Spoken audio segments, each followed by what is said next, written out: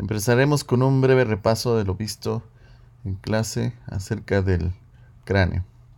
Hay que recordar que tenemos dos porciones, el neurocráneo y el viscerocráneo.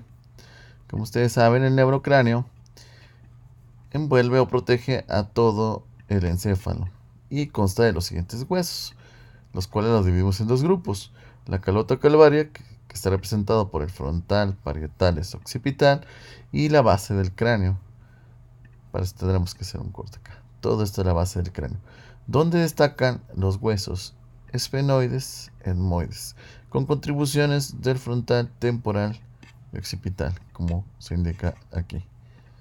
Los huesos del viscerocráneo constituyen los huesos de la cara, y en total tenemos a 15 huesos, de los cuales el etmoides, desde el punto de vista de nuestra orografía, la vamos a considerar también como parte del viscerocráneo, de tal manera que el etmoides es el hueso que se encuentra tanto en el neurocráneo como en el viscerocráneo. A continuación haremos un análisis individualizado de cada uno de los huesos, empezando con el hueso frontal. Recuerden, el frontal es un hueso impar, un solo hueso, constituye la parte superior de la órbita o techo, y podemos dividirlo en dos porciones. La parte lisa observada es la parte escamosa y esta es la parte orbitaria. Tanto la parte escamosa como orbitaria se encuentran unidas mediante el borde supraorbitario, el cual, si se observa a detalle, contiene un agujero denominado foramen supraorbitario, del mismo nombre. Otros accidentes destacados, quizás no muy visibles: en esta zona se encuentra una área deprimida denominada glabela, y lateralmente, tal vez no tan visible en la imagen, se encuentran unas elevaciones denominadas arcos superciliares. Justamente se encuentran en el área de las cejas. Otro accidente que hay que destacar, si observamos en la parte interna del hueso, es esta elevación denominada cresta frontal, la cual está justamente delante de un agujero, tal vez no tan visible acá, pero que estaría en este sitio denominado foramen ciego. También es posible observar en el frontal, estas justamente en el área, esta es parte de la órbita, podemos observar una serie de depresiones llamadas impresiones digitales, y se llaman así porque parecen impresiones dejadas por dedos. Como bien les comentaba, el frontal se considera un hueso impar, un hueso único. Sin embargo, durante su desarrollo se forma a partir de dos masas óseas. En algunas personas la línea de unión persiste y se alcanza a notar una sutura que estaría en este sitio, no visible en este simulador, pero que estaría en este sitio, denominada sutura metópica o sutura frontal. La unión entre el frontal y el nasal, aquí hay un punto crenométrico denominado nación. Los puntos cranométricos, recuerda que no son útiles para poder hacer mediciones en el cráneo. Siguiente hueso. Vamos con los huesos parietales, los cuales son huesos pares. Aquí podemos observar el primero. Muchos libros describen en forma rectangular, como es posible verlo acá, y destacan que si lo vemos en la vista superior, podemos ver que tiene aquí unas eminencias, denominadas eminencias o prominencias parietales. Otra cosa que hay que destacar: en vista lateral, los parietales, es posible observar una serie de líneas en forma de curva, esta que está aquí y esta, denominadas líneas temporales, así como suenan, temporales en un hueso parietal. Su nombre deriva ya que aquí se inserta el músculo temporal, un músculo importante de la masticación. Línea temporal superior, línea temporal inferior. Los huesos parietales están unidos entre sí, aquí estaría el otro, mediante la sutura sagital, o también denominada sutura interparietal. Los parietales se unen a los frontales por medio de la sutura coronal o frontal.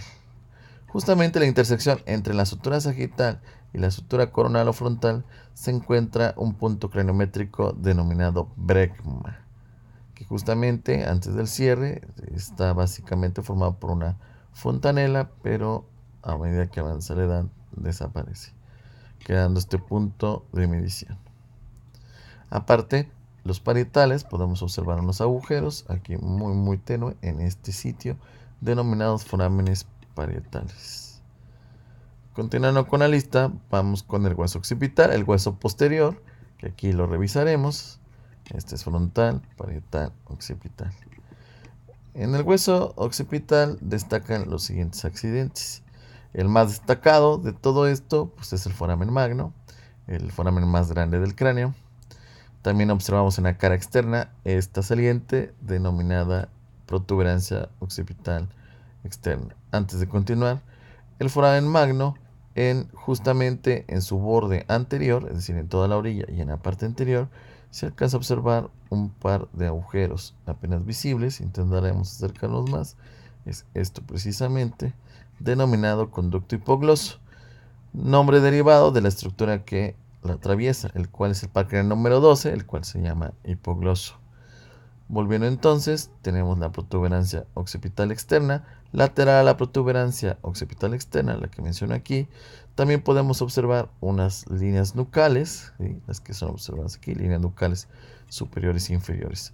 La protuberancia continúa hacia el foramen magno por medio de esta elevación, la denominada cresta occipital externa.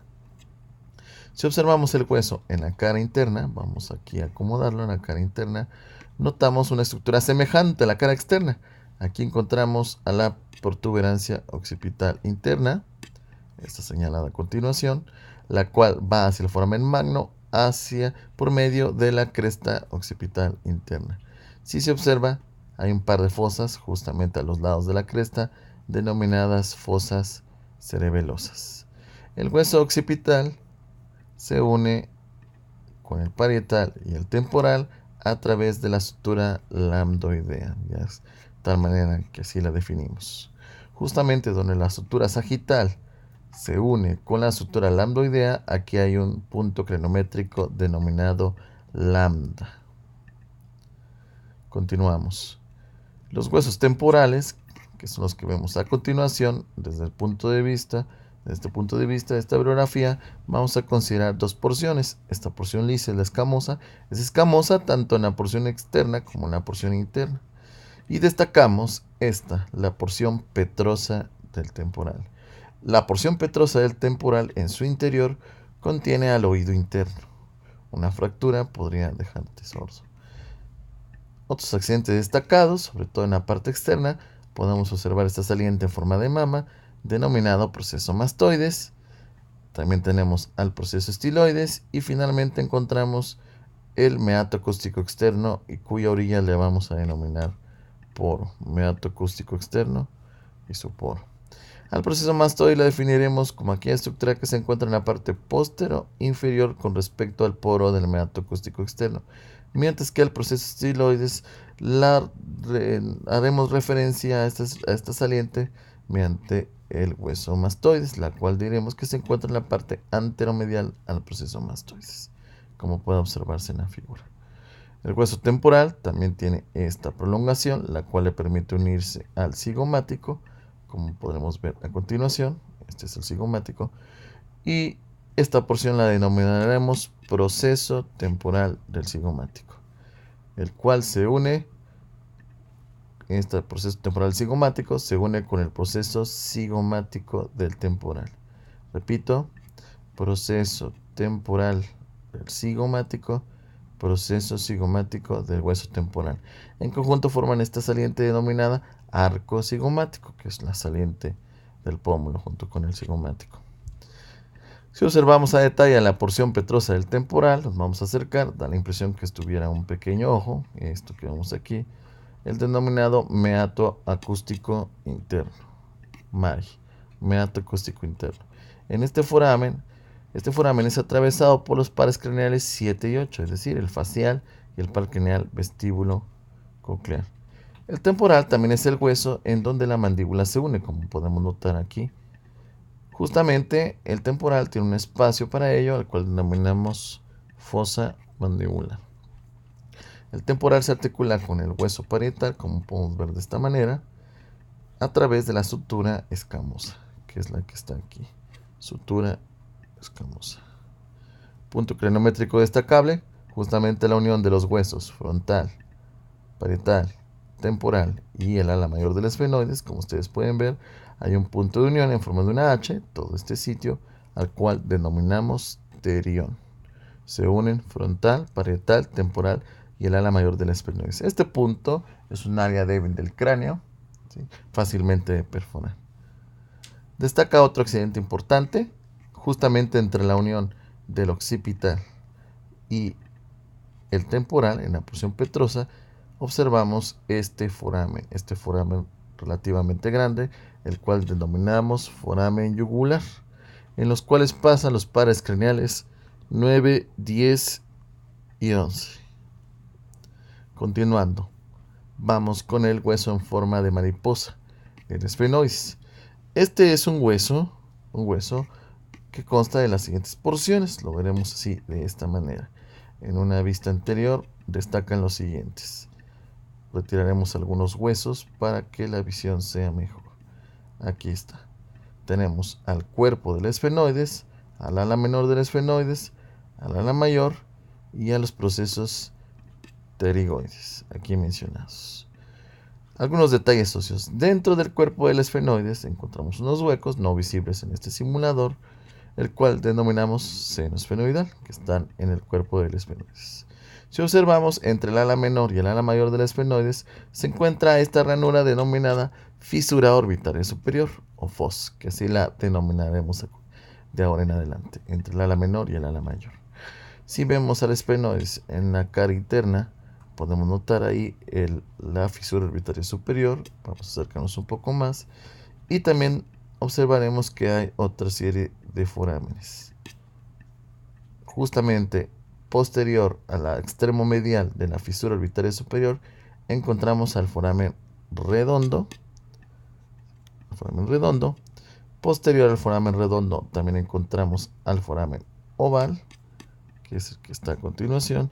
Y posterior al foramen oval encontramos a este agujero denominado foramen espinoso. Estos en conjunto forman una media luna, a la cual denominaremos la semiluna en el forámenes del esfenoides. En esta semiluna pasan diversos pares craneales. En la fisura orbitaria superior pasan los pares craneales 3, 4, 5 rama 1 y 6. En el foramen redondo, los pares craneales, el par craneal, la rama 2 del trigémino, que es la rama maxilar, y en el foramen oval pasa la rama 3, la rama mandibular. También podemos notar que en esta cara interna del esfenoides observamos a la silla turca. 3 componentes: tubérculo de la silla, que es aquí mencionado, tubérculo de la silla. Esto en la parte central, esta es la fosa hipofisaria, que es la que contiene la hipófisis, y la parte posterior de la silla contiene esta estructura en forma cuadrilátera, al cual denominamos el dorso de la silla.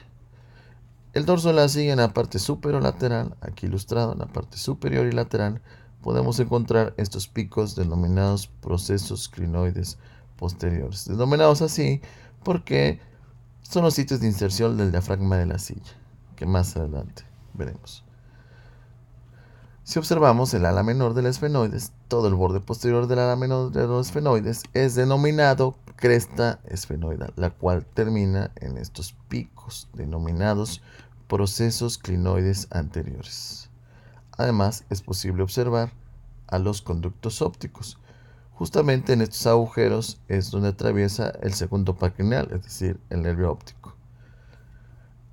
Uniendo los conductos ópticos se observa el surco prequiasmático que conecta a ambos conductos. Y delante, tal vez no tan visible acá, se observa la estructura denominada limbo esfenoidal. ¿Sí? Repitiendo: limbo esfenoidal, surco prequiasmático, tubérculo de la silla, fosa hipofisaria, dorso de la silla. Entre los huesos esfenoides y el temporal se observa un foramen denominado foramen rasgado o lacerum. En este foramen se encuentra cerrada por la presencia de un fibrocartílago, por lo que se le considera un artefacto del hueso en seco, es decir, solo visible cuando se eliminan estos residuos. Sobre esta estructura pasan algunos vasos y pasa la arteria carótida interna. No la atraviesa, la carótida interna pasa sobre la estructura.